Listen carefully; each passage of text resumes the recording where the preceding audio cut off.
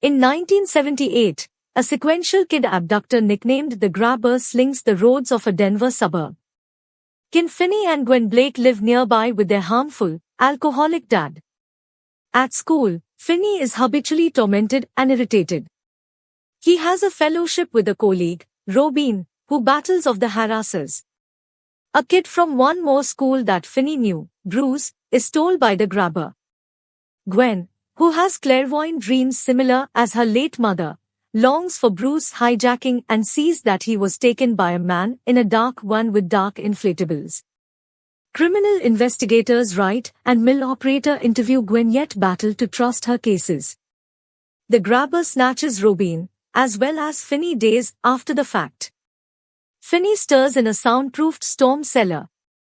On the wall is a disengaged dark rotational telephone that the Grabber says doesn't work.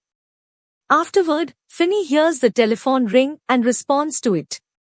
Bruce Phantom, incapable to recall his own name or who he was the point at which he was alive, educates Finney concerning a story tile he can eliminate to dig a passage to get away. The police look for Finney is fruitless. The Grabber brings Finney's food and passes on the way to the cellar opened. Finney gets ready to escape yet is come by one more kid on the telephone called Billy. He makes sense of this is a game that the Grabber plays, and he is standing by higher up to go after Finney with a belt assuming he leaves the storm cellar. Billy educates him to utilize a line Billy found to get out by means of the storm cellar window. While climbing, Finney breaks the bars on the window, keeping him from moving back up. Gwen dreams of Billy being snatched and trusts in her dad about what's going on. Wright and mill operator address a flighty man called Max who is remaining nearby with his sibling. It is uncovered Finney is being held in Max's storm cellar, which he knows nothing about, and the Grabber is his sibling. After an upset trade with the Grabber, where he tests Finney's trustworthiness, he causes it to appear as though he would have let Finney go. Finney addresses another of his casualties, Griffin, on the telephone. Griffin shows Finney a mix to a lock and illuminates him that the Grabber has nodded off higher up. Finney sneaks higher up and opens the entryway yet the Grabber's canine alarms him of Finney's getaway. Finney escapes down the road yet is recovered.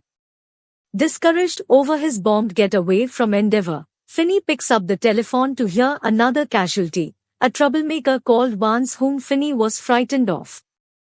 Vance illuminates Finney regarding an associating extra space he can escape through in the event that he breaks an opening in the wall and exits through the cooler on the opposite side of the wall.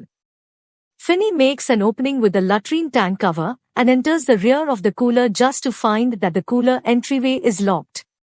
The telephone rings once again with Robin toward as far as it goes.